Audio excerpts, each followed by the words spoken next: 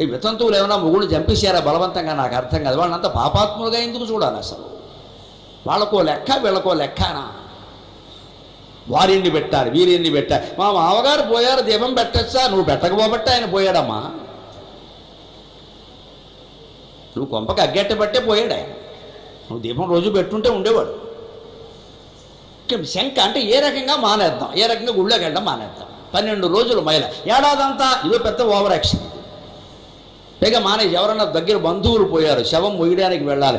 ఇప్పుడు మేము మా అమ్మాయికి పెళ్లి చేసి వెళ్ళడానికి ఏమమ్మా? ఎక్కడుంది ఈ శాస్త్రం? మానవత్వం లేదండి మనకి, మానవత్వం లేదండి మనకి. ఇంకా మహానగరాల్లో వాహనాలు వచ్చి తీసుకెడుతున్నాయి కాబట్టి సరిపోయిందండి. పల్లెటూళ్ళలో చచ్చిపోతున్నారమ్మా నిజంగా. ఆ కులం వాళ్ళే రావాలి, ఆ బంధువులే రావాలి, వీళ్ళు ఎవ్వరూ రారు. మా కోడలు కడుపుతో ఉంది రాకూడదు, నీ కోడలు కడుపుతో నువ్వు రావడానికి ఏమిటాయి? కోడలు నమ్మనం మేము ఒళ్ళు బలుపు అంటారు.